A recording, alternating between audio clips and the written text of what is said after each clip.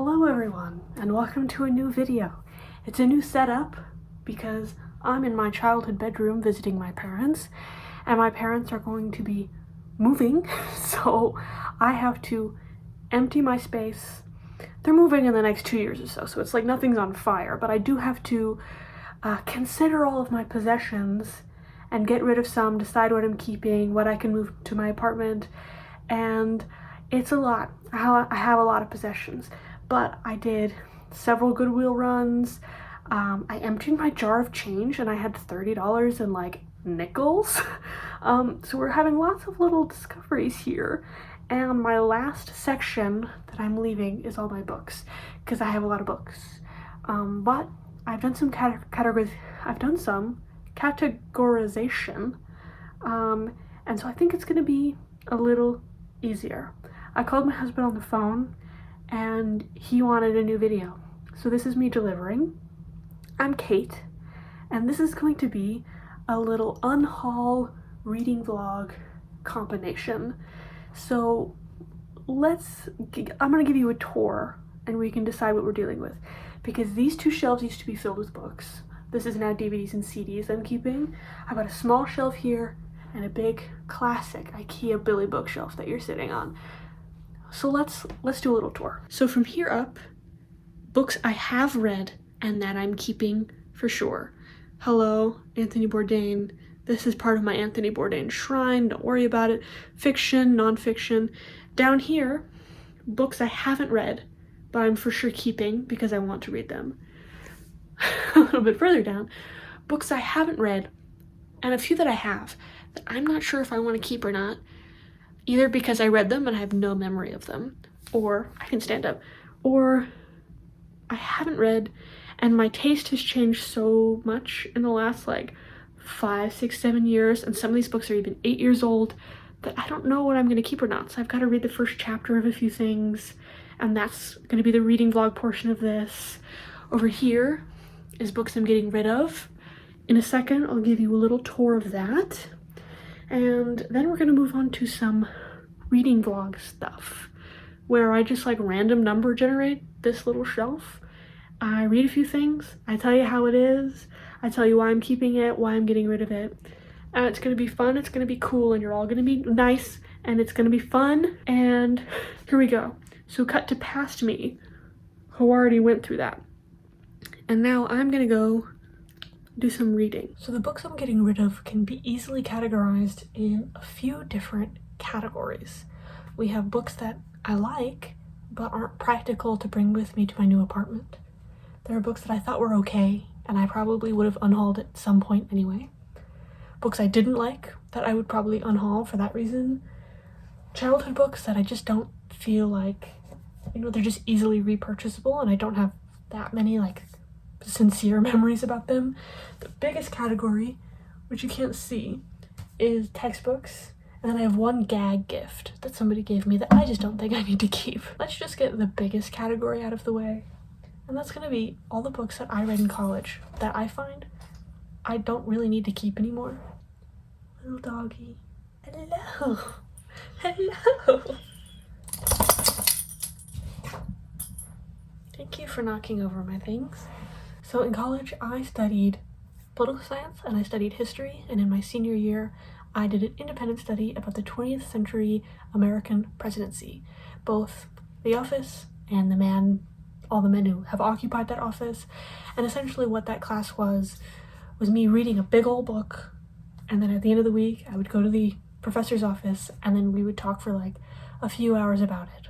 And that was for an entire semester, and it rocked. It was one of the highlights of my college experience.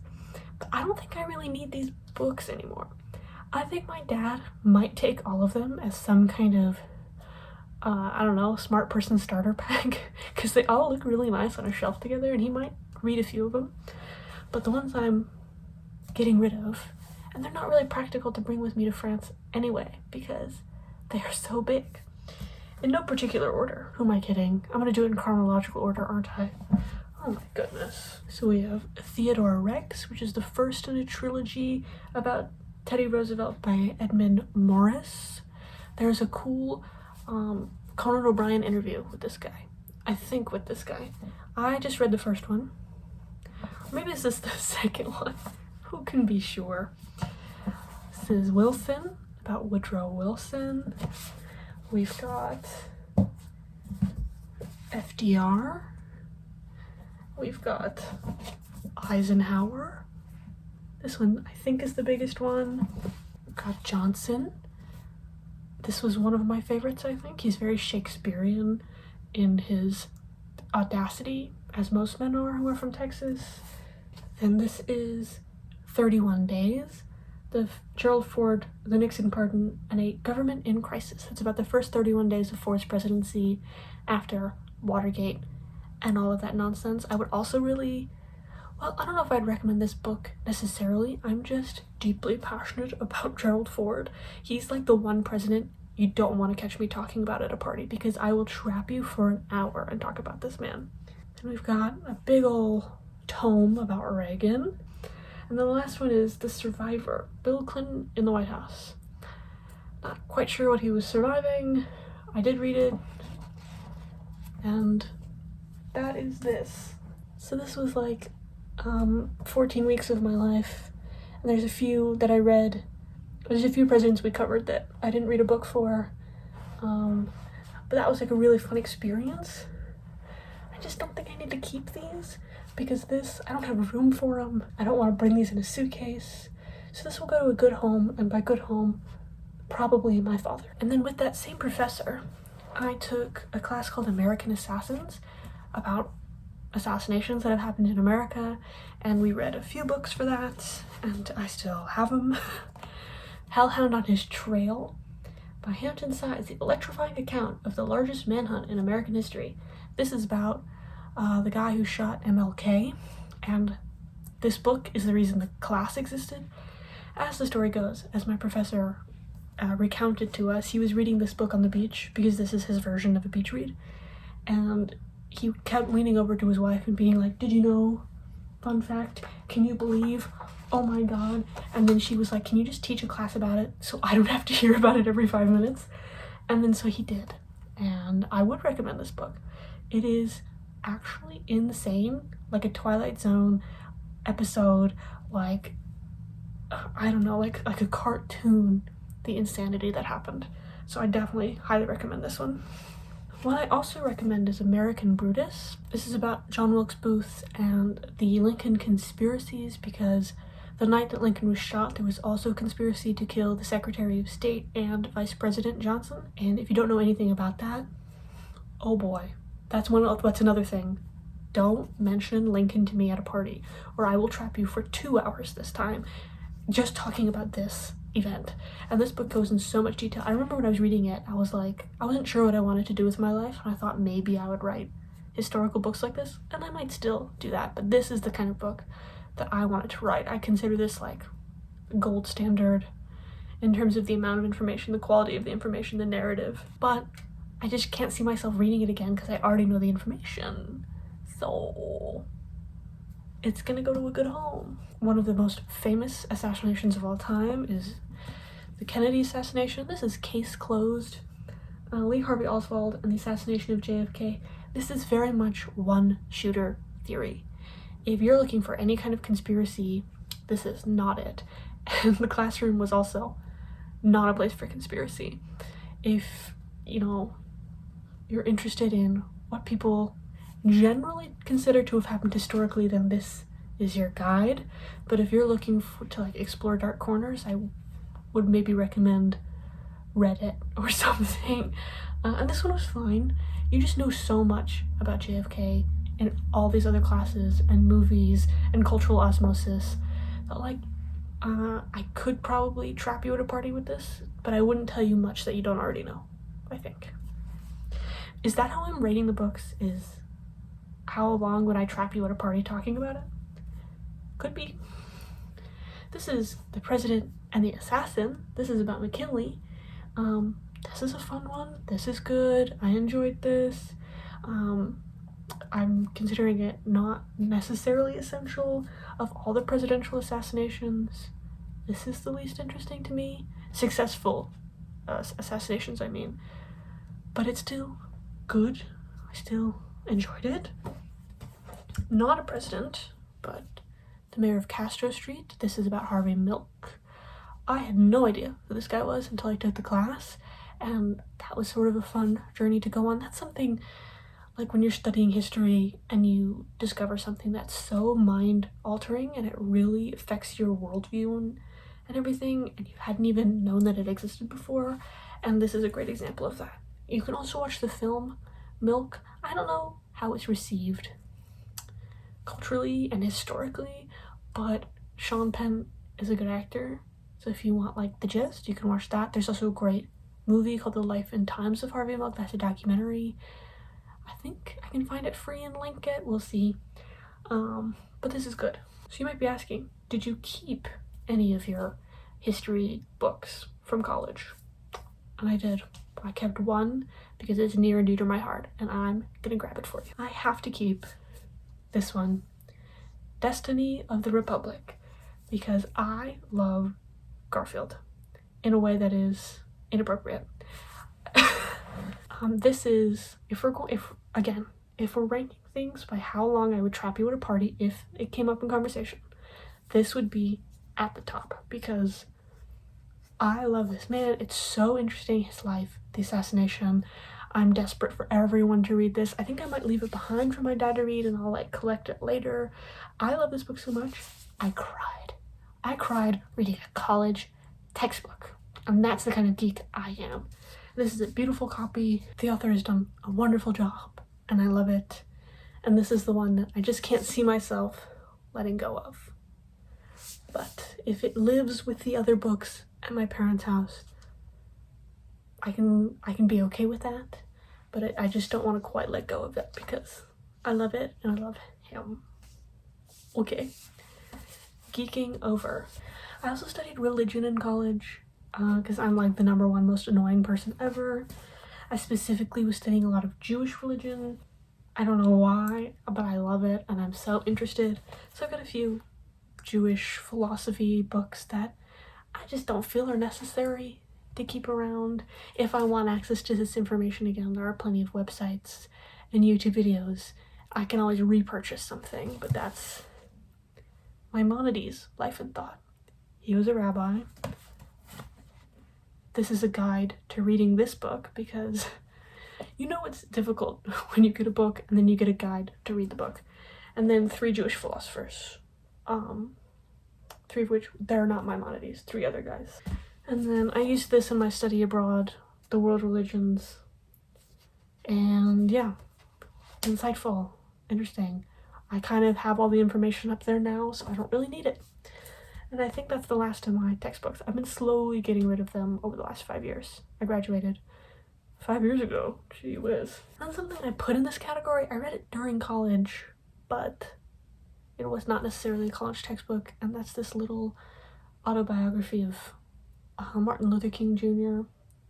It's compiled from his own words. It's not like an official, like the one, because I just read King by Jonathan Ig, I think. I forget his last name. And that was phenomenal.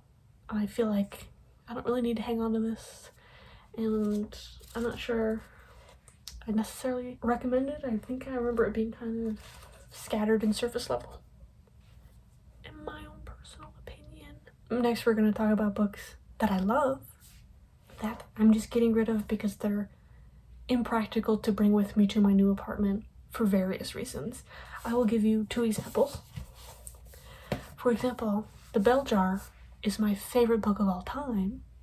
However, this one is waterlogged, and it's a shame because I let somebody borrow this and then they took it to the beach, got it wet, gave it back to me, and didn't apologize. I'm on the fence because I do have my original notes in this one and maybe I want to keep it.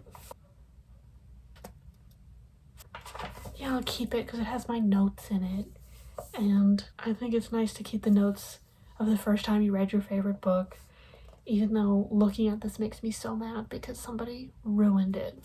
So I've got a better copy in France, but I think I'll keep this around a little bit longer. So this has been saved from the pile. This is Voltaire's Candide, also waterlogged. This time it was my fault. Actually, not necessarily my fault, but the fault of nature, because I got rained on my walk home and it soaked everything in my bag. I like Candide, so much so that I read another book of his and liked it, but I just don't feel like I am moved to read it again. And if I want to, I'll buy a better copy, because I don't really want to read a waterlogged copy. Maybe somebody at Goodwill doesn't care. And I have my notes in this too. Oh gee whiz. I wrote a paper on this. I'm not really attached to this one the way I'm attached to the bell jar, so I don't really feel it necessary to hold on to my notes from the first time of reading Candide. I'll flip through them if there's anything funny. I just don't think I need this anymore. Okay, I flipped through it. Maybe I'm keeping this one too because I'm attached to the notes. Oops. I'm gonna flip through it again and make a decision. It's so small, but I feel like I could get value out of it again. This was not the purpose of this video, was to take things out of the pile. Okay, what else? Okay, wait. I've got something else here that I'm emotionally attached to that has my notes, but I've got a better copy. This is On the Road by Jack Kerouac. This is the original scroll. If you don't know, Jack Kerouac wrote this book, the great American novel or whatever, so quickly that he wrote it on a scroll. Like, he taped pieces of paper together, and so when he was typing, he wasn't slowed down by changing the paper in the typewriter. It just like ticker tape. And he was high, by the way, if anyone's jealous. Don't be. He was a drug addict and he managed to do this. And this is the original scroll, which I read before reading the published version because I'm a psycho, I guess. And this was my like entry into the Beat Generation and this era of writing. It has original highlighting in it, but I don't think I took notes. So this is one I might save for the memories of it, but I have the published version. So at the same time, like, I would never reread this because I have the published version, and obviously the published version is better, but maybe I hang on to it for the memories. Is there a world where I read this again? By the way, no paragraph breaks the entire time. Why did I read this? And I loved it. Crazy. Changed my life. I think I have to get a grip, and I think I'm going to get rid of this one because I have the same highlights in that book too, because I liked the same quotes because they're in the same editions. So yeah, I think I'm going to get rid of this. I say in the least confident way possible. Maybe I'll have a maybe pile. A maybe pile has never hurt anyone. This is going in a maybe pile. Okay? And this I'm keeping. That's the update. What else am I getting rid of? I have this little Beat Poets book, a collection of poetry from the Beats. However, I don't think there would be anything in here that isn't already in the portable Beat Generation Penguin book, which I already have, which I'll get for you. Like this, I'm sure already has everything that's in this, so I don't think I need to keep both. I mean, it is small, but everything's already in here. And I already own a lot of like individual poetry by these guys, so it's a lot of overlap. So I'm getting rid of this. And I can't keep keeping things. So this, I'm getting rid of. Same with this, the Howl and Other Poems, because I have Allen Ginsberg's like entire collection in one bind up from Penguin Modern. So I don't need to keep this one because everything in here is in there, and I don't need to double up. I went through a Marcus Zuzak phase in like 2019 or something where I read all of his books in a year because he had just published this Bridge of Clay thing, and it was the first thing he wrote after The Book Thief, which is like one of the most successful books of all time. So I read that and everything else, and this was fine, but if you've never heard of it, there's kind of a reason why. Like, It's fine, but not totally moving. Especially when I read his back catalog, there was sort of a lot of repeat themes and ideas and character archetypes. And it is a signed copy. But I just bought it signed at the store, so it's not like I met him. That's his signature. So I think I'm gonna get rid of this, even though I enjoyed it. I just don't feel like I need it anymore, and it's so big. I could bring home 3 books instead of this 1 book in a suitcase.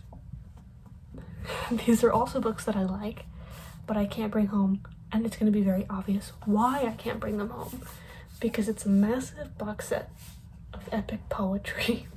In here we've got the Odyssey and the Iliad and the Aeneid, and I read this for a class on ancient epic poetry, and I loved them. It was a great class. This is huge, and I can't bring it with me. So I already have another translation of the Odyssey that I enjoy, and it's like my favorite one of the 3. I don't need 2 copies of the Odyssey. If I want to reread the Iliad or the Aeneid, I can get new copies of that. So some things are like repurchasable, and this for me is repurchasable, and I would only need to repurchase 2 books.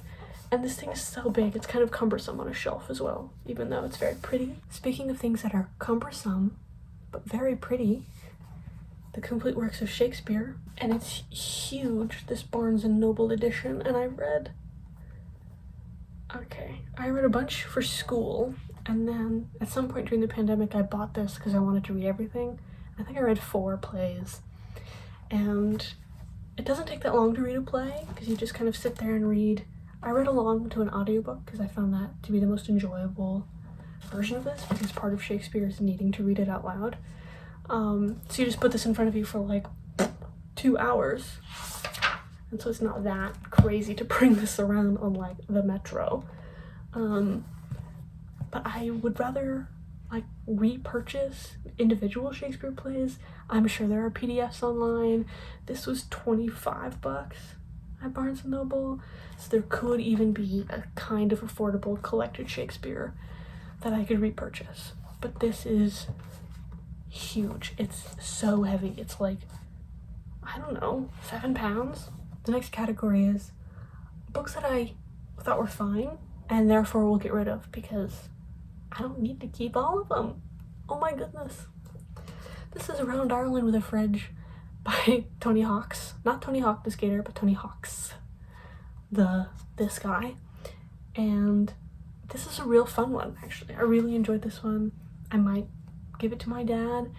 And it's about a guy who hitchhikes around the circumference of Ireland with a mini fridge to sort of test the friendliness of the country, and who helps this hitchhiker with a fridge, because maybe you'd pick up a hitchhiker, but hitchhiker who's carrying a mini fridge, you'd think there's no way that guy's getting a ride.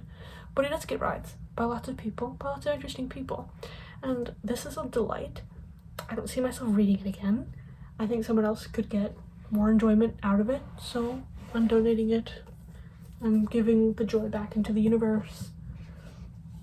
This is Tender as the Night by F. Scott Fitzgerald. I didn't really care for this. I didn't like this Fitzgerald at all. This is the book that he wrote, I think it's the only book he wrote after institutionalizing his wife Zelda, and in prior books he was kind of stealing from her diary and the things that she would say. So the whimsy of Fitzgerald is, partly taken by his wife. I won't give her 100% of the credit, obviously.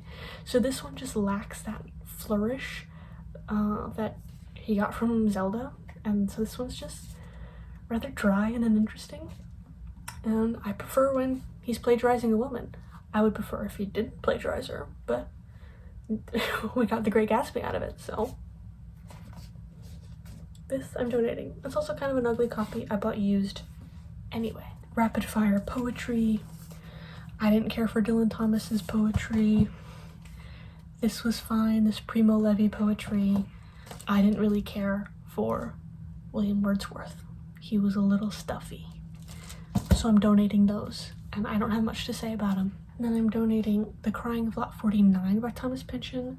This was enjoyable. It was dense. It was weird. A lot of people hate this. A lot of people love it. I think I'm one of the few that are in the middle. I don't think I'd read this again. If I do, I can buy another copy or find it at the library. So I'm getting rid of this. Returning to the beats briefly. I didn't really care for the writing of William S. Burroughs, so I'm getting rid of Naked Lunch and Junkie. They're, you know, cool covers and like essential if you're going to read the beats and collect the beats. And on one of these empty shelves, I had my entire like shrine to the Beat Generation, but now like my prefrontal cortex is fully developed and I don't care about that much anymore. And my tastes have changed, so I no longer have that same interest to collect as much as I can from this particular literary movement. I've sort of moved on from it, but it was nice while it lasted. So I'm donating this. This one was weird as hell. Steely Dan got their name from an object in this book. And then Junkie, there's a cool glossary at the end of like old junkie slang, and I was honestly keeping this book around for the glossary. The book kind of I didn't care about, but the glossary at the end, like a croaker is a doctor, a flop is a drunk passed out on a subway station bench, gold is money, H, horse or Henry is heroin, the heat or the fuzz is the law or the cops. All very entertaining, but I don't need to keep a book for 2 pages at the end. And then I've got Memoirs of a Beatnik by Diane de Prima, and it's nice to have a female perspective of the literary movement because you hardly ever get that, but I read this and I hated it. So I don't know what that says about me or the movement, but I found this sexually explicit in a way that was grotesque and not interesting. My next category is kid books I read in childhood. And so I've got a little pile here. Again, I don't think I'm gonna read this again. It's easily accessible. It's Marcus Zuzak again, so I feel like I don't really need this. I loved Jerry Spinelli. This is Milkweed, which is about a Romani Jew in Warsaw during World War II and sort of the occupation of Poland and Nazis and the Holocaust and things like this. And this is the book where I learned what the Holocaust was and what a gypsy was and what a Jew is, like orphans and things like that. I read this third or fourth grade, and so this is where I got a lot of those concepts from, and I reread it over and over and over again. I thought it was really interesting. It's about a boy who thinks his name is Stop Thief because the only thing anyone has ever called him is Stop Thief. So I imagine it's deeply tragic. I don't have too many memories of it, but I feel like this is repurchasable. And even if I was going to save it for my own children or something, they would probably read it in French. I could also just rebuy it. It's not that hard to find. This isn't even my original copy. I thrifted this as an adult because I wanted it in the collection, and right now that's not as important to me as to like have a collection of everything that's ever mattered to me. I'm now in the point of my life where things can matter and I can give them away anyway so they can matter to somebody else.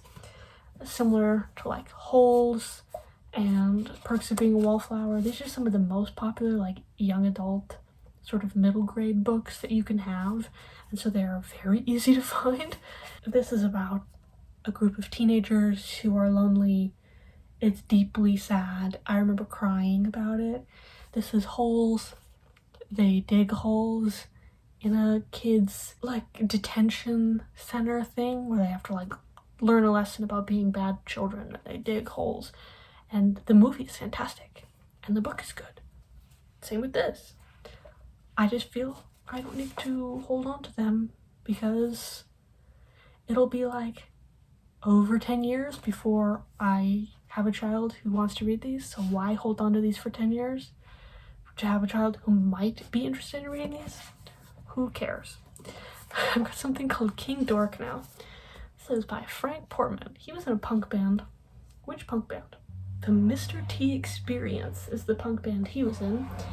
And this is about a boy who forms a bunch of bands and they're doing some kind of talent show, and it's very boyish.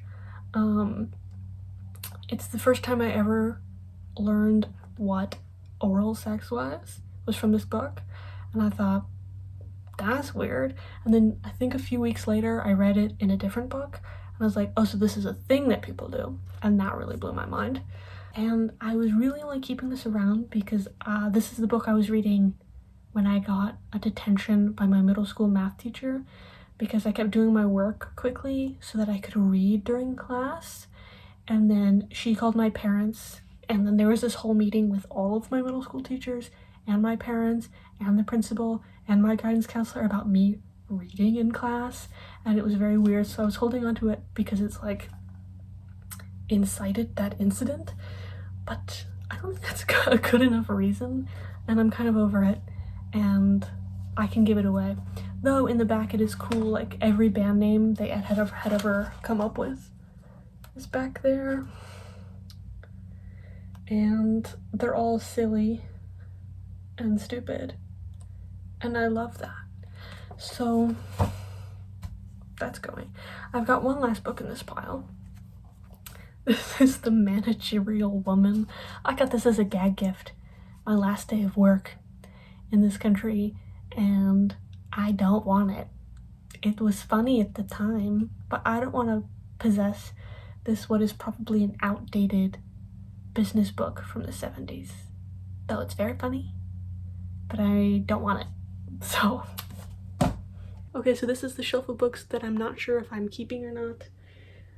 So we're going to read the first chapter one at a time. There are 33 here, and so we've got a random number generator, and this is going to generate 1 to 33, and I'm going to pick out 3 to start with and figure out, and I will keep you posted. So as it turns out, I was not recording when hitting the random number generators and picking the books. So we're rocking and rolling. I rolled a 22, and I picked out this, On the Yard by Malcolm Browley. This is a NYRB book, and I love this publisher, and I was always buying these at the used bookstore. Anytime I found one in person, I was subscribed to their mailing list for a while because I love this publisher. They publish like, you know, great like books that should be classics, like forgotten books from the 20th century mostly. This is arguably the finest work of literature ever to emerge from a US prison, and it's a novel, and that's all I know about it, and that's all I needed to know when I bought it. But now I need to figure out, is this actually to my taste? So let me give it a bit of a read and we'll see. I rolled a 20, which is The Sheltering Sky by Paul Bowles. He's sort of Beat Generation adjacent, and this is about Tangier, Morocco, which is a place where a lot of Beats and other literary bigwigs, etc., settled. And so this is a novel about that place, and I tried to read this once, and I got a few chapters into it, and I didn't like it, but I was keeping it for the collection of like Beat and Beat adjacent books. So now I'm going to give it another try, and if I still don't like it, I can give it away unapologetically, even though the cover is beautiful. And lastly, I rolled a 32, which was this, The Essential Groucho. And this is just a collection of, I guess, things he said, things he's written. If you don't know who Groucho is, my husband doesn't know who Groucho Marx is. He was a popular comedian in like vaudeville in the 20s, then movies in the 30s and 40s. Then he had like this game show that he hosted in the 50s and early 60s. So kind of like one of the funniest men of the 20th century, and I love him. I bought this at the Camden Market in London. So it's kind of a souvenir, but if if it's unnecessary to keep around a bunch of jokes I've already heard in movies, then it's unnecessary. But I need to look through and see what's actually in here, because I panic bought this, which is a classic Caitlin behavior. So this is what I'm gonna start with.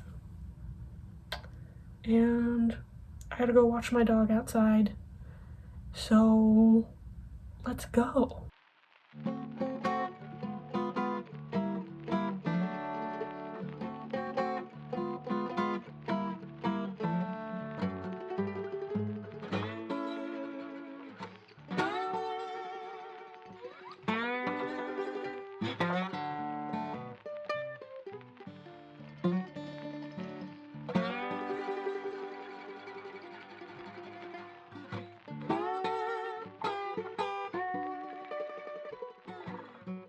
Okay, so for this one, it's mostly like transcripts of like funny scenes from movies and plays and radio shows that are like easily accessible, and so I don't really need them in this format. I'm outside, it's really loud, sorry. And then there was some letters in there that were interesting. I read all the interesting ones. So this is the confident unhaul. We're making progress.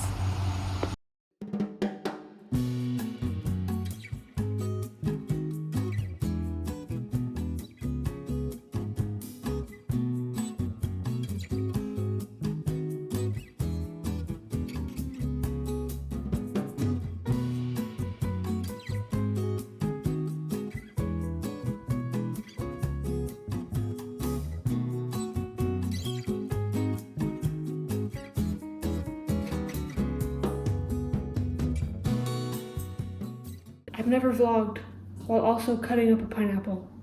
I'm living life on hard mode. I think I can do it. I mean, how hard can it be? Let me get a bowl. I hope this isn't a video of like me cutting off my finger, but I don't think it would be. Anyway, I have updates. You already saw that I'm not keeping the Marx Brothers thing because I feel like I've already seen all the movies. I don't need to also own the book. And then as for the Sheltering Sky, this guy here, I sort of immediately realized, okay, I've been sitting with the dog for 20-30 minutes trying to get her to eat, and as soon as I turn on the camera, she starts eating. Do I talk through it? Oh my god. Anyway, I'm talking through it. I'm gonna regret it in the editing. It's okay. I realized why I didn't like The Sheltering Sky in the first place, because it's one of those books that like critiques bad people by showing bad characters. Maybe not bad, because what is bad? But more like, here are these upper-class white socialites in Northern Africa. Watch them bumble around, say the wrong thing, and they're sort of, it's a book about travel and their learning. And it's like, here's a book about annoying people to critique being annoying, but then I have to read about annoying people. And so I think I'm good on it. It's considered one of the best books of the 20th century by some. By Modern Library, they've got a list of like top 100, and this is like 97, I think. And the reason I bought it is because Anthony Bourdain mentioned it briefly in a Parts Unknown episode. I think the one on Tangier. And of course I buy it because Tony gave me my marching orders, so I have to obey. But it's so big and it's pretty, and maybe one day I'd want to read it in like 20 years. But I can always re-buy it. I don't have to ship it with me across the ocean and live with it in my tiny apartment until I feel like reading it. That just doesn't make logistical sense.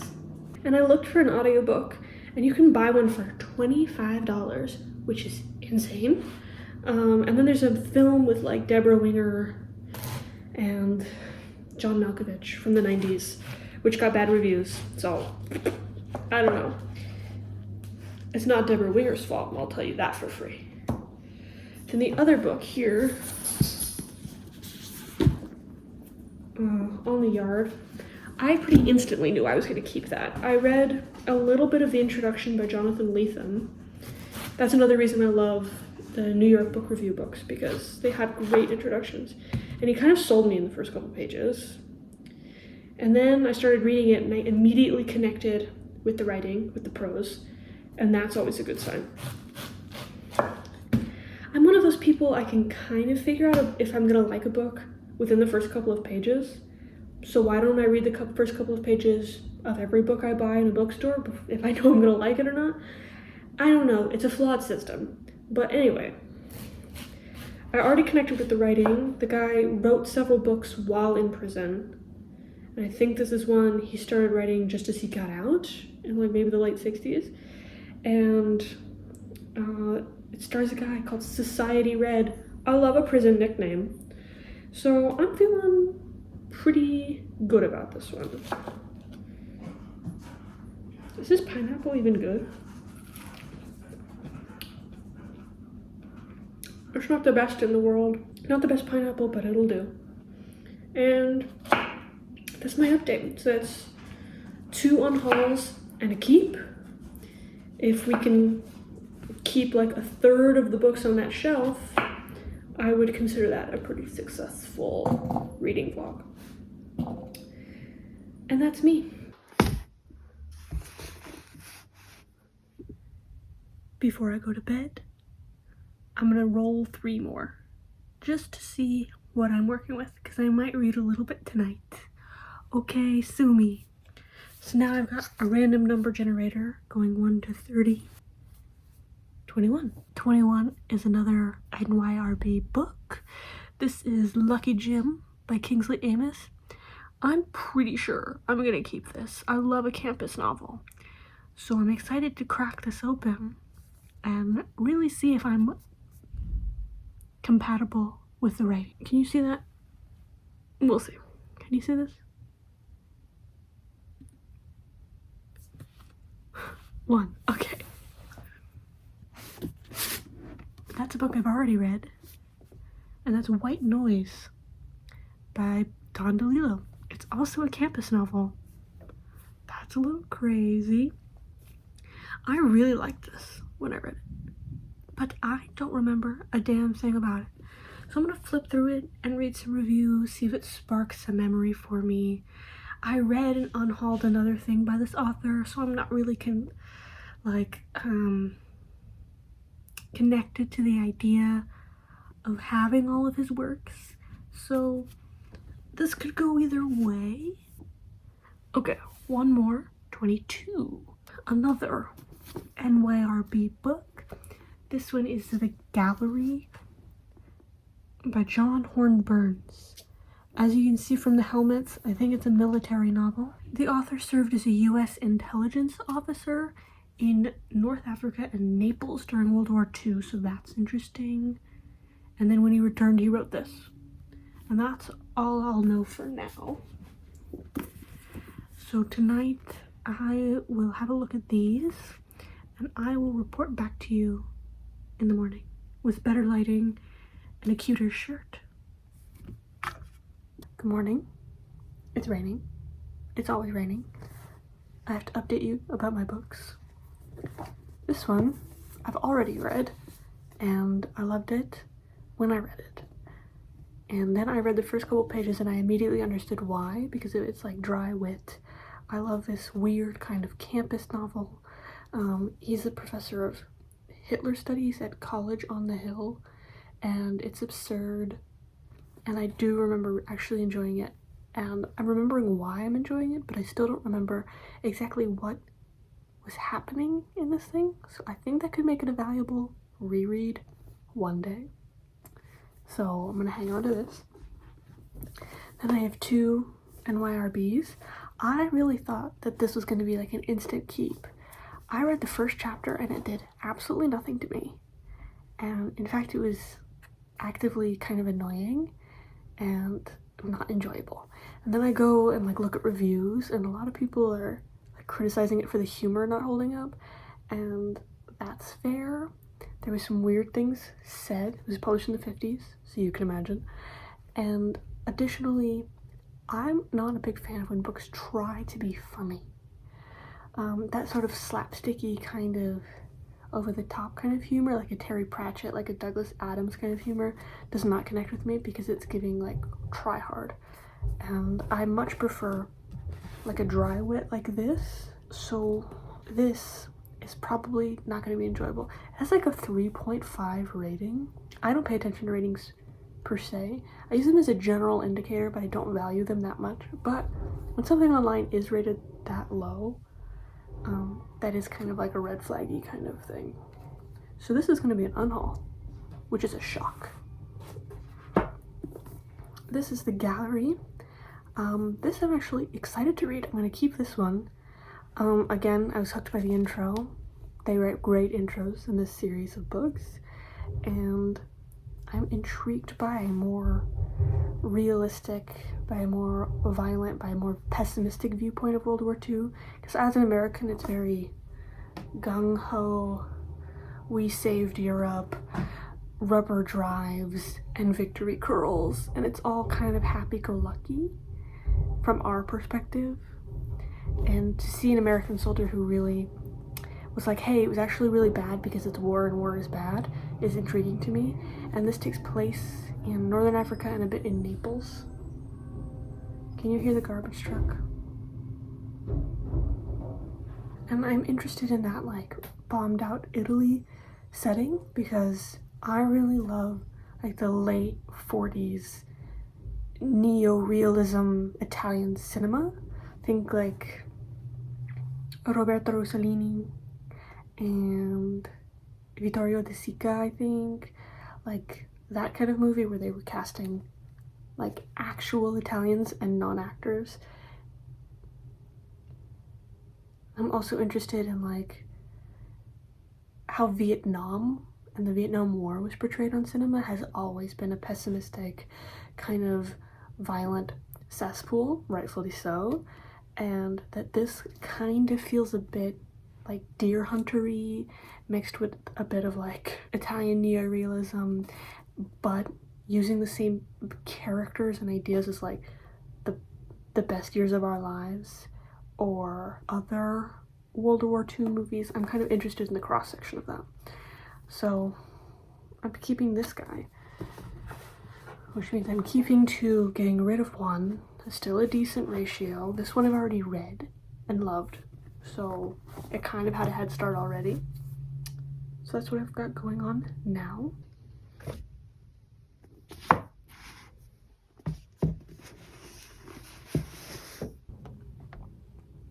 I don't know how interesting me generating numbers and selecting books off of this shelf actually is. So I'm not gonna like show you every time. I'll show you one more. And so I've got 1 to 27 on the thing. Wow. 5. Ficciones by Jorge Luis Borges. I'm now pronouncing it with a French accent, which is terrifying. Jorge Luis Borges. This is short stories. He's what, from Argentina? Correct? He's from Argentina. 7. Steppenwolf by Herman Hesse, or Hesse. This tiny little hardcover. And then 25. I have, for some reason, a copy of The Gulag Archipelago by Alexander Solzhenitsyn. So I'm gonna read the first couple chapters of these, the first chapter, and then we're gonna assess on what I'm keeping and what I'm not keeping and why I bought these books in the first place, because you won't believe it, why I bought some of these books.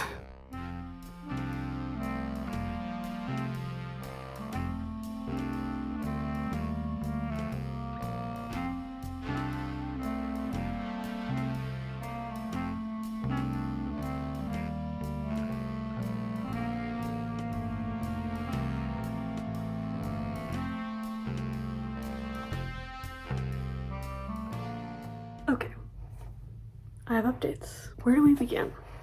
I'm gonna start with this guy, Steppenwolf by Hermann Hesse, or Hesse, or Hesse, I don't really know. This I bought for a strange reason. Because the Chicago theater company Steppenwolf, founded by Gary Sinise and John Malkovich, was named after this book. Because I think they were sitting around in a basement. They were all in their like early 20s or something, and one of their friends was reading this and they're like, let's just call it Steppenwolf. I believe the band Steppenwolf was also named after this, and that for some reason was enough reason for me to buy this.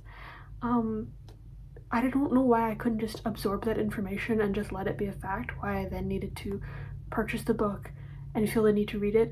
But clearly I didn't feel the need to read it because that was 5 years ago and it's still sitting on my shelf. A reason I haven't read it is because this edition sucks. It is so small, like, here's the size of a normal book, and it's very cumbersome to read. It's like pocket Bible sized, and I mean, why did I buy it this way? I didn't know I was buying it this way because I bought it online, because I used to all the time use Book Outlet, RIP Book Outlet. I was on that all the time, and if you see like a Sharpie mark on a spine, it came from Book Outlet. They always do that to their spines, I don't know why. Or pages, not spine. And when it came in the mail, I was like, well, shoot, I don't want to read this tiny little thing. So I think I'm over it. I looked into what it was about, and it's supposed to be a man who thinks he's half wolf and half man, or maybe he really is this kind of werewolf creature. I don't know. It's supposed to be kind of surrealistic kind of thing. It reminds me a bit of Monstrilio in that sense, but I could still read this one day in the future, just not this version of it, not this edition, because this is really annoying to read. The idea of reading this is already giving me a headache. So I'm putting it down. Next, Ficciones. I don't remember why I bought this. I'm sure someone mentioned it briefly in passing and then I felt the need to buy it and read it, except I'd never read it. And I started reading it. It's a collection of short stories and are 17 pieces of fiction. Demonstrate the gargantuan powers of imagination, intelligence, and style of one of the greatest writers in this or any other century. Crazy. I was looking into it and the writing does not connect with me at all. It is translated, if that matters. And then I was looking into it and it's supposed to be sort of mind puzzle-y, surrealistic, nebulous kind of vibe and not really linear plot. And I'm kind of in my hater era right now, and I'm not really interested in anything that's not a linear plot, because that kind of non-linear goofiness I just get annoyed at recently. Like, just tell me a story. Just tell me a story. Don't make me jump through hoops. And that's how I'm feeling now. And it's a rather common book. I've seen it in bookstores all the time. If I'm really moved to read it in 10, 15, 20 years, whatever, then I'll buy it again. But I just don't see myself reading this anytime soon. So this is going in the pile. Lastly, we have the Gulag Archipelago. Very intense read, or so I am told. I bought this at Amoeba Records in San Francisco because I was looking at their used book section and I had already been in the store like an hour, and I panic bought this because I'm like, I've heard of it, I'd like to know more about the Gulag. I'll just buy this and then I've bought something. And I do that all the time. I constantly panic buying. However, I do think I'm going to keep this because I actually do want to learn more about the Gulag, and this is written by a guy who was in the Gulag. And this is a compilation of a bunch of different survivor experiences, I believe. So I think I'm going to keep this. I also found a bunch of audiobooks, but they're for the unabridged. It's like 75 hours of content. I think this is a case where it's good that it's abridged. So I'm gonna hang on to this. So again, I don't really know if this is interesting, this selecting the books part of it, but I'm gonna keep doing it, and if it's boring, I'm gonna cut it out. We're down to 24 from 33. 15. Oh yes, this is gonna be part of my Beat Generation obsession. This is Can't Stop the Beat by Ruth Weiss. Female perspective of the Beat Generation. I bought this at the Beat Museum in San Francisco. I'm pretty sure I'm not gonna keep this because I'm not really concerned with the Beat Generation anymore. R.I.P. The cover is unsettling, and we're gonna see. We're gonna see what I think about that. 22, another NYRB classic. There's so many, so of course it is. What's gonna be Slow Homecoming? He won the Nobel Prize. I've never heard of him. I think he's Danish or German. A novel of self-questioning and self-discovery. I think it's a travel book. An odyssey, an escape from the distractions of the modern world, and an unhappy consciousness. I could potentially be into that, but it will depend on if I connected with the writing itself. One more. 18. It's gonna be another one of these. This is Young Man with a Horn by Dorothy Parker. It's a novel about a trumpet player, I think. Started out in the slums of LA with nothing and ended up the top of his game in the speakeasies and nightclubs of New York. I could be very much into this. But I have to connect with the writing, otherwise it's a lost cause. So I'm gonna read these and I'll be right back.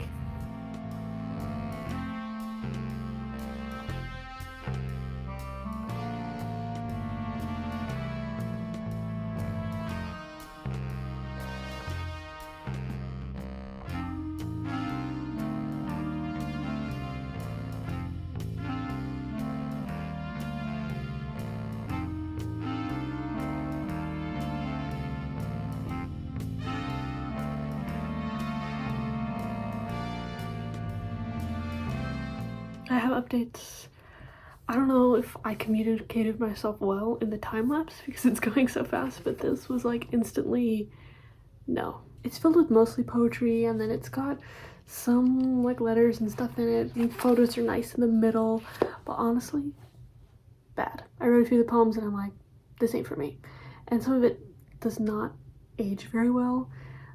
I will talk, I think, briefly about the Beat Generation after this, because I've got a bunch of books like left over from that phase of my life, and I think I'm just gonna go through them all at one time, and that can be a section of this video. But this was just, there was like instant there was like instant indications that this is not for me. I'm not sure if it's for anyone. I mean, I'm sure this is a collector's item for somebody to add to their Beat Generation shelf, which is what I had over there at one point, but I don't think I'm gonna find any value in this anymore. So I'm getting rid of that. I'm also getting rid of Slow Homecoming. I read the first chapter and it gave nothing. It was very dry. It's translated from German, so it could be something about German, it could be something about the translation. I am becoming less and less interested in travel books written by men. I just find them a little hard to relate to, because when men and women travel, they have different mindsets, we'll say, expectations, fears, and I'm not really interested in male travel narratives anymore. I think if I'm going to be interested in a travel narrative, it's going to have to be either a very famous one, or one by a woman, or one that has some kind of twist to it. Just a man wandering, I don't care anymore. And so I'm gonna get rid of this. I'm torn about this one. Because on the surface, I would love a book about a trumpet player and his life and his passion for music. I read the writing and I'm not connecting to it, but I think I'm gonna keep it around just in case, because I like books about musicians. Some of my favorite books of all time are about musicians. I'm a musician, so I'm gonna keep this around to play it safe. So let's talk for a moment about the Beat Generation. This is a literary movement from like the late 50s into the early 60s and eventually evolved into bohemianism and like hippy dippy stuff. You know, it's the classic black turtleneck, horizontal stripe, cigarette, bongos.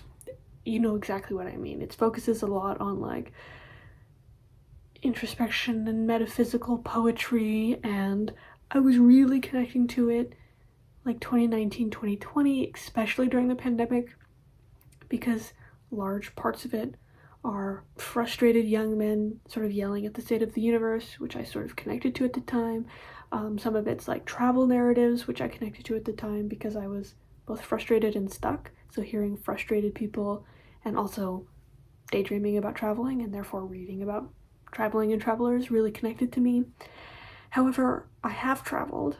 I have, you know, developed my opinions, and I just don't connect to these things as much as I did before. But I have a bunch of stuff that I haven't read yet from that section that I have to figure out what I want to do with, because it's very likely that I probably won't connect to it as much as I did before. So I'm gonna first show you what I'm keeping from my beat collection. I believe at my apartment I already have On the Road by Jack Kerouac, like the original published version of it, and I still really like that book. It is very flawed, because the thing about the Beat Generation is because it's from the perspective of white middle-class men that it is excluding women and gay people and people of color, and it's very obvious in the text. But I'm keeping that because it's considered one of the great American classics. I still enjoy reading it. And then I'm also keeping something called Off the Road. I was also like interested in the female perspective of the Beats, and this is the wife of Neil Cassidy, who's sort of a character in that social circle. A fictional version of him appears in On the Road, and this for me is like essential reading to hear like who was waiting at home for them, who these characters pass in and out of her life, and her perspective and her frustrations, and I found this very valuable. Additionally, I believe it's called Major Characters, and that's by Joyce Johnson, and it is a memoir by the woman Jack Kerouac was living with and sort of romantically entangled with at the time of the publishing of On the Road, which is a very significant time in literary history. Certainly the turning point. You can consider, you know, everything before On the Road and after On the Road in like American literary history, especially in the 20th century. And so those two books I absolutely consider essential. I also enjoy a lot of the poetry collections, so I've got like Bob Kaufman and Lawrence Ferlinghetti.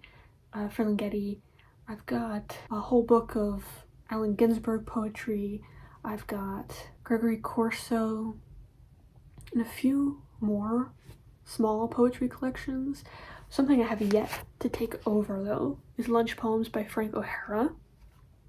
I love this one, but it's also some of the best, I think, poetry written in that era. I love Frank O'Hara. Something else that's kind of Beat Generation-y is Bob Dylan's Tarantula. I'm keeping this, even though it's not good. I just love Bob Dylan. That's more Beat adjacent than it is directly a Beat book. This is sort of a greatest hits anthology, portable Beat reader. I think this is a good resource to have. I'm just looking at my books above you. And that's pretty much the essentials, I think, for me. You saw earlier in the video other Beat stuff I'm getting rid of, like I don't like William S. Burroughs. I like the Criterion Collection documentary about him. I just don't like his writing himself. And then, so the books I'm considering getting rid of are these here.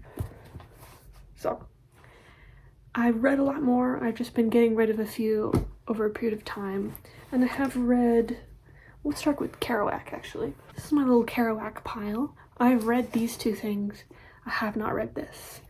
I did not like The Dharma Bums. It's kind of like On the Road, that sort of wandering. It's a bit more bum than it is Dharma. You think you'd expect a bit more philosophy, but it is just more wandering and thinking. But it's, you know, it's sexist and it's racist and it's got this and it's got that, and it just doesn't connect with me as well as the other one. But the thing is, like, do I want to collect Kerouac? And I'm having this question live on camera. I think I'm gonna say no. That I think I can hold on to On the Road and consider that my like token from this era of my life of enjoying his writing, but I don't feel like I need to collect everything he's ever written because it's hit or miss, and I don't want to hold on to books I don't care about. So I think I'm gonna get rid of this. However, I'm gonna keep the scattered poems because it's so small, and I can like, the legacy of my Beat Generation books can be like books about this size on my little poetry shelf, and that feels like a more comfortable space to live in. It's more portable, it logistically makes more sense. And that leaves us with Desolation Angels. I bought this because it's referenced in a Bob Dylan song, Desolation Row. I'm not sure I want to read this. I'm gonna give the first couple pages a shot, but I don't think that this is gonna be a win. I know it takes place in Big Sur, or maybe it doesn't. It lists a bunch of different places here. We'll see. I'm gonna try that. Another Lady Beat, Spring and Autumn Annals with 2 ends. Pay attention to that second end, please. And I didn't like Diane de Prima's Memoirs of a Beatnik, so I probably won't like this. But I'm gonna give it a try, and maybe I'll get something out of it. Two Serious Ladies by Jane Bowles. This is Jane Bowles' only work, but she's the wife of Paul Bowles, and I like to read from a lady from now and then, so I'm gonna try that. And this is more like Beat adjacent. The Electric Kool-Aid Acid Test, classic American counterculturalism. It's like Ken Kesey and his Merry Pranksters, and like I think the Grateful Dead is involved, and they're on this psychedelic bus. It's the 60s, and it's the Wild West. So that could be interesting to read and hang on to. I wouldn't consider Hubert Silver Jr. a beat. I don't think so. I'm not an expert, but it does kind of fall into beat adjacent, this sort of counterculturalist, kind of violent, angry man literature that I'm not interested in reading anymore, but I'm going to give it the first couple of pages. So I've got a bunch of stuff to do today, like a bunch of Facebook Marketplace listings. So I'm going to do that and this at the same time. So I think the next time you'll see me is just me checking in. I don't know how much footage you want of me taking pictures of random bullshit and making Facebook Marketplace listings. So I'll see you in a minute. Okay, I'm experimenting with different angles. I don't think I like this one, but there's only so many angles I can do. So I have updates about my Beat collection. Let's deal with Kerouac first. I read the first couple pages of this and immediately remembered why I enjoy Kerouac's writing. The way he describes things, it's a stream of consciousness, but it's a kind of stream of consciousness that still feels anchored in reality. And there were already quotes that I sort of wanted to highlight. It starts with him, he's a fire lookout in the Pacific Northwest, which is a really cool setting, and then he comes off the mountain and he travels around the world. And I think it's something I want to explore because I did immediately connect with the writing like I used to. So maybe Kerouac's somebody I don't outgrow. So that, in that sense, I know I said I would get rid of the Dharma Bums, but if I'm keeping this, I might as well keep this. And that is sort of a regression in my progress, but I still think, it's tiny. Maybe I'll return to it and find some value in it later in my life, but I'm going to keep the Kerouac. And if I'm keeping this Kerouac, then I'm going to, then I'm going to keep this Kerouac too. That's my final decision. This was moved to my maybe pile. It's now in a yes pile. And I'm going to keep my friend, because part of book buying is book collecting, and as you evolve, it's how do I want my book collection to grow and change. I can't keep every book that has ever meant something to me. That's kind of counterproductive. It's not logistically practical, but I think keeping my Kerouac, I think, is a good decision. So that's my choice. Something else I'm keeping the electric Kool-Aid acid test because it's so important in like 20th century counterculturalism, which is something that interests me. And I did read the first couple pages and I'm intrigued. There's sort of mixed consensus online as to whether this is actually well written, but I still think I could probably get something out of it. At the very least, I'm sure there's something I can harvest to use in my own writing. So those are the things I'm keeping. Last Exit to Brooklyn, not a beat, but kind of modern countercultural thing. I read the back again. I looked over some things online. I read the first couple of pages, and it does seem like it's going to be a really callous, obscene, hellish, degraded, really harsh tale about the realities of like 1950s, 1960s New York City bums and sex workers and drug dealers and homeless people, etc. And that kind of like intense edginess is not something I'm really looking for right now in what I'm reading. I still like to read bleak things, I like to read harsh things, but usually when there's a book in history that's like, it was so crazy, it shattered all the censorship, and it was such a scandal. Usually when I read the book, it feels like scandal for scandal's sake, scandal for scandal's sake, sex for sex sake. It doesn't usually feel as substantial as I want it to be in terms of narrative and message. It's just, let's make it as dirty and as weird as possible to say something about like buttoned up 50s America, which I like. I've seen every John Waters film, like I kind of get the gist, so I think I'm gonna pass on this one. It doesn't mean no forever, I just don't want to bring it with me to France.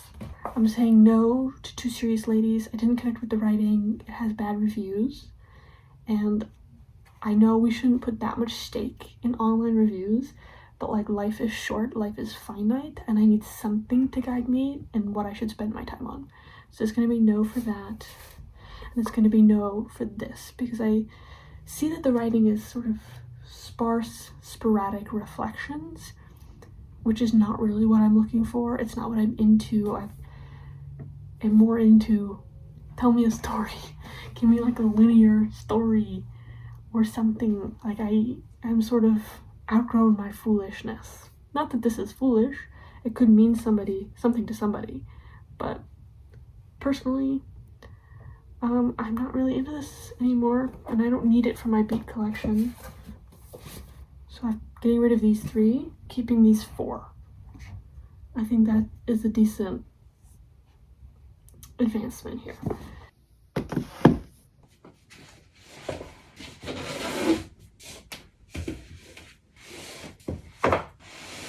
So the next thing I think I should really consider is the rest of my New York Review books collection, because they've been hit or miss when I'm reading them.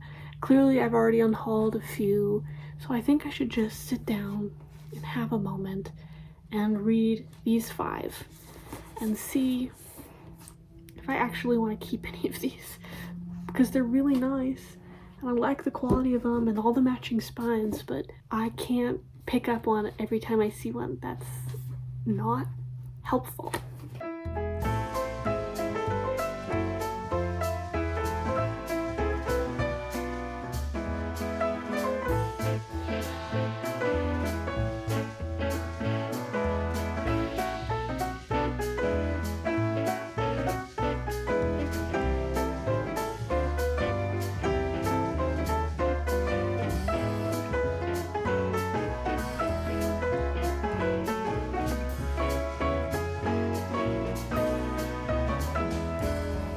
Okay, I've got bad news for anyone who was rooting for me to do a big unhaul of these, because I'm keeping all of them. And that's, I mean, what a shame, but also exciting that there could be 5 books here that I really like. I'm gonna go through them one by one. This one, it might be a shock that I'm keeping because I've already attempted to read it and couldn't get through it, but I do want to try again. This is Appalachian Wilderness between the years of 1779 and 1784. And It's supposed to be like a saga. It's like Genesis. I started reading it and I was instantly really intrigued by the writing again. I really liked the vibe. I just think at the time of reading this for the first time, I wasn't ready or interested in reading something this like slow-paced and dense, but I have been reading a lot of dense, slow-paced novels recently. So if I was going to try it again, I think my brain is prepared for that. I'm in a good headspace for it. I really like rural writing, nature writing, wilderness writing, and so I'm still intrigued by this and I do want to try it again. Then I have Really the Blues, and this is the autobiography of Mez Mesro, the jazz player, and it was co-written by Bernard Wolfe, and I was instantly really in love with like the conversational tone of the writing and how it begins like he's talking directly to you. It's casual but really engaging. I love a music memoir. I love a book about music. I read all kinds, and I think I could really get something out of this in terms of the time period and the musical stylings. And again, probably because this was written as dictation, that Mesro was probably speaking and telling his story and Wolfe was maybe writing it down and constructing it. That's usually how these sort of dual author things go. I think that's the case with the autobiography of Malcolm X. It's the case with Lady Sings the Blues. So I'm intrigued and I want to read this. Something I thought I was for sure gonna unhaul was the Uncollected Essays of Elizabeth Hardwick. I think she's one of the founders of NYRB, and I wasn't really particularly interested in essays, and I got this because I was subscribed to their Book of the Month thing for like a few years ago, and this came with it. I just kept it around but planned to unhaul it eventually, but I flipped through it and I actually really enjoy her writing, and there are a few essays here that I'm interested in. I want to get better at writing essays, so I think this could be an interesting way to do that. She's got something called The Art of the Essay. That's where it starts. Then you've got People, Places, and Things. So she writes about her hometown of Lexington, Kentucky, New York City, a crash course. She writes about Faye Dunaway. She's got Piety and Politics as a section with things like the Kennedy scandals. The Feminine Principle is interesting to me, with like suicide and women. The American Woman as Snow Queen, etc., etc. And so that, I'm really sold, and I was enjoying her writing. And I love a woman who does an essay. I love Joan Didion, Susan Sontag, Eve Babbitt, etc. So I think I could actually really like this. Two others I thought I would just get rid of because it's travel stories by men that I got on a whim but haven't read because I was intimidated, I suppose. This is by Jean Giraudoux. He's French. He was born not far from where I live, in fact. And I started the first couple pages of the first chapter and was really enjoying the narrative and his style of writing, opening up with dialogue, and I do like a guy just kicking it, backpacking. And I know that I'm contradicting myself from what I said earlier. It's highly likely I'll hate this, but I was at first enjoying the writing. Same with this, A Time of Gifts. This is about a guy, I think he hikes from London to Constantinople, back when it was still Constantinople. And I think if I'm gonna hate any of these books, it's gonna be these two. These two. Because I haven't enjoyed books like this recently, but I'm intrigued by the concept of this one and the writing of this one, and I'm gonna keep them around. So unfortunately, yeah, I'm keeping all of these. But I think I did good progress with getting rid of a couple of NYRB classics. I think I got rid of two, and that's something. And you know what? We celebrate little wins. I'm gonna put these on the shelf. Okay, so after all that, I'm down to 9 books on my maybe shelf. These 4 and these 5. A few I've read, a few I haven't. And I think I'm gonna get to this tomorrow because in a few hours I gotta drive an hour to see a friend. So I'll probably be indisposed for the late afternoon into the evening. But I think I can do the rest of this tomorrow morning. And then maybe this weekend I can take all these books to the used bookstore and see who will take what. That is a mystery to me, because you never know who's going to take stuff. But I'll keep you posted. I hope you're enjoying the video. Okay, see you tomorrow. Okay, good morning and welcome to day 3 of this thing that I'm doing, of this unhaul. I have 9 books left of the original 33, and well, here they are. It's gonna be these 9. It's finally sunny today, so I'm going to take these out on the deck and read them one at a time, and we're gonna figure out what is manageable and what is keepable. I have made already one decision about keeping something. I'm gonna keep this Philip Roth, I Married a Communist. I love American Pastoral. I really enjoyed this, and it's definitely on like a reread list. And I hated Portnoy's Complaint, and I've already unhauled that. This is sort of like a spiritual sequel to this, and I think there's a third one that's sort of in this like loose trilogy. So I'm looking to continue it. I've already started it a little bit. I'm interested in the subject matter. This has to do with the Red Scare and like McCarthyism and people being terrified of communism in the 50s. And I'm kind of interested in that subject in general, but I also just watched the Dalton Trumbo biopic starring Bryan Cranston, so my interest in that subject has been reignited in the last week or so. So I think I'm going to try and get into this sooner rather than later. So this is my official announcement that I'm keeping this Philip Roth book, and so now I have 8 to go.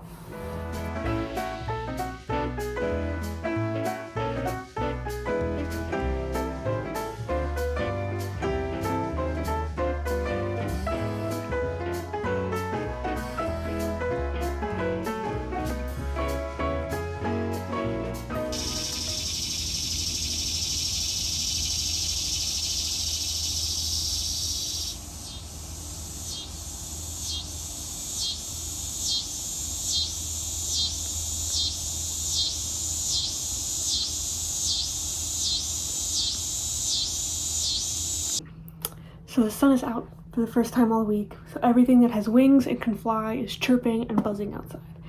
It is crazy. You heard the crazy cicada sounds. There's no way I can talk over that.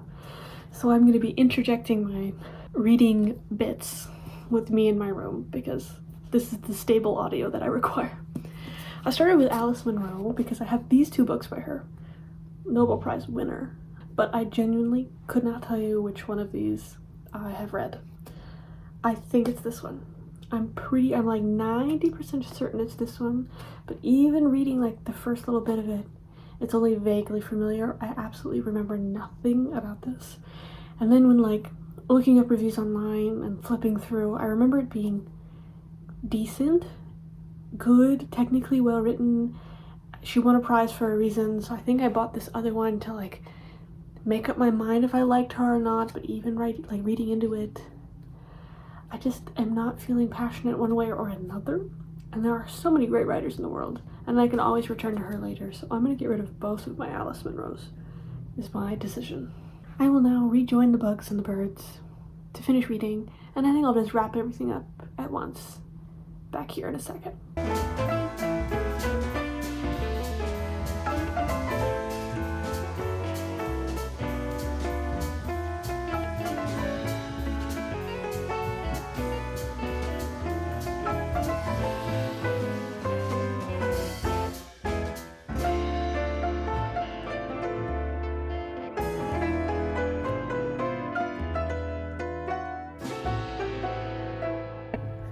Okay, this will be my final check-in as I've decided on what I'm keeping and not keeping. Let's start with what I'm keeping. I'm keeping Gilead by Marilynne Robinson. I've already read this, but I've completely forgotten everything about it. But upon skimming even just the first paragraph, I do think it could be a valuable reread, similar to how I think Where is it? Where did I put it? Oh, White Noise could be a valuable reread that I've forgotten most of it, but even the first page reminds me of what I like about it. And so I'm going to be hanging on to this. To tell you what it's about, I really can't remember. A story about fathers and sons, spiritual battles that still rage in America's heart, reveals the human condition. The first paragraph is written in second person. I told you last night that I might be gone sometime, and you said, where? And I said, to be with the good Lord, and you said, why? And I said, because I'm old, and you said, I don't think you're old, and you put your hand in my hand, and you said, you aren't very old, as if that settled it. And I guess that's not technically first person, but the use of the word you, I find really intriguing.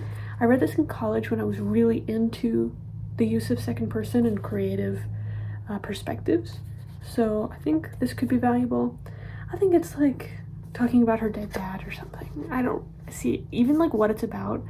I wasn't sure before I read it when I was reading it, and even now I'm like not quite sure, but the emotion is there. And I know that I have said multiple times in this video, just tell me a story, just tell me a story. Well, sometimes a little loosey-goosey sort of spiritual, emotional read I can find valuable. It's just incredibly rare, and I think this is one of the rare instances in which it has worked for me. If it'll work for me again, I'm not sure. A reread will tell. It'll make it for certain. Then I'm keeping these two short story collections. This one I've read, this one I haven't. This is The Pugilist at Rest by Tom Jones. Marcus Zuzak, this is when I was in my Marcus Zuzak era, mentioned this in an interview once, or he recommended it on the internet somewhere, and I read it and I really liked it, but I don't really remember much of it. It's a lot about like Vietnam vets, ex-boxers, bitter lovers in trailer parks, and lives passing in brilliant epileptic flickers. So it's kind of like a rough around the edges kind of American perspective, which I appreciate. And I was flipping through a couple of the short stories, and I am connecting with the writing, and I think maybe one day I'll reread this. I also really like the cover. I don't know why. That's The Pugilist, by the way. Pugilist meaning boxer, and that's a pugilist statue, and I think that I could still get value on this in a reread, so I'm gonna keep this. And then this I bought in college. I graduated college 5 years ago, and I still have this because my creative writing professor recommended me this book specifically. He recommended me two different short story collections. The first one is Jesus' Son by Dennis Johnson, which is one of my favorite books of all time. So why haven't I gotten to the other recommendation? I'm not sure. It has terrible reviews online, but I feel like that there's something there for me, and I am still curious about why this man felt like this was for me. And I even connected with this first sentence. Since I'm reading out loud, I might as well read out loud a little more. Way back, not all that long ago, actually just a couple of years, but back before I'd gotten a glimpse of the gears and the levers and the pulleys that dredge up the future from the Earth's core to its surface, I was going to a lot of parties. I love a little run-on sentence. We've got two M dashes. I dredge up, love. And so I feel like this could be a love or a hate, or somewhere in between. And I write a lot differently than I did like 6 years ago.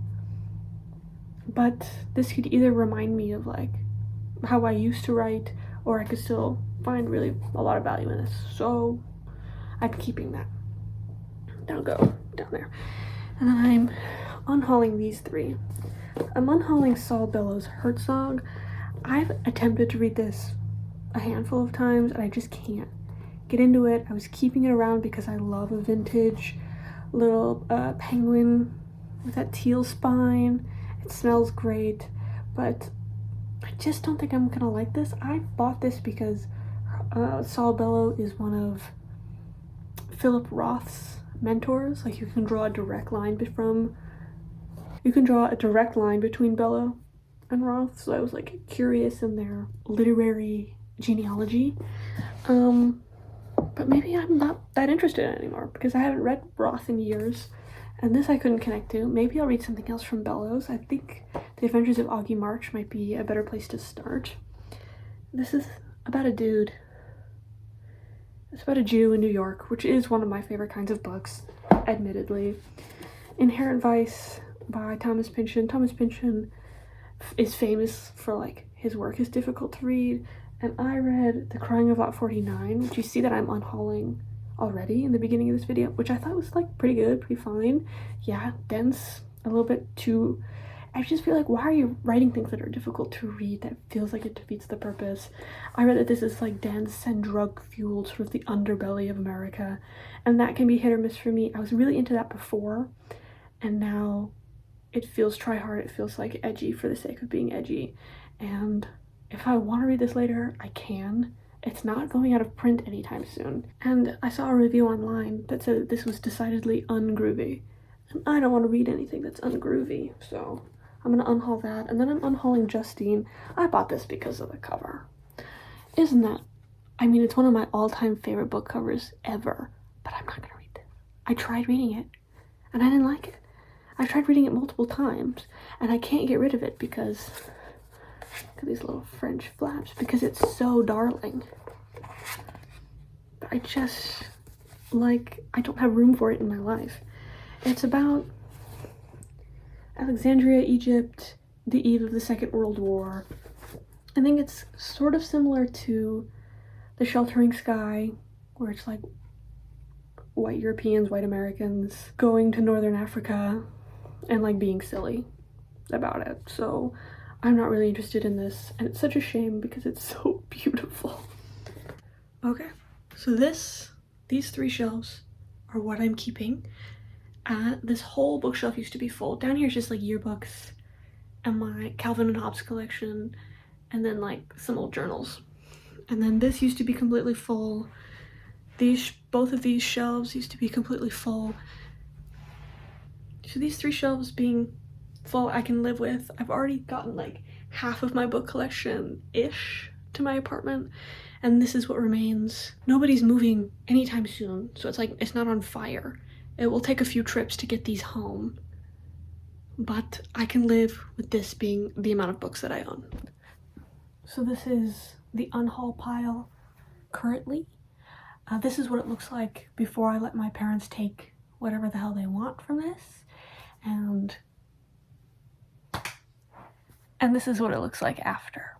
So my parents took the collection of presidential books and a few of the assassination books that I studied in college, the Book of Shakespeare, the Iliad, the Odyssey, and the Aeneid, a couple of small little things in here like Round Ireland with a Fridge. My mom convinced me that it's okay to keep a few childhood favorites. She has a keepsake box, so I've decided to keep Perks of Being a Wallflower, Holes, and Milkweed. I've decided against keeping King Dork, even though it is, like, historically significant in, like, the trajectory of my life. I don't want to reread it, and there are aspects of this book that I don't find appropriate for young readers, and maybe that's maybe overprotective against hypothetical children, but there are, like political incorrectness in here that I just think it's best if we leave in the past, and I'm okay with letting this book move on in the universe, and I don't need it anymore. So that's my explanation for that. So that's a pretty decent takeaway, and I'm pretty proud with the progress we've made. So next I gotta put this in a bunch of tote bags so that I can carry them down to the used bookstore, and I'm going to go to 2 different used bookstores to see what they take. The ultimate dream would be they take everything. If they don't take everything, I will donate stuff to the library. So let's get packing up.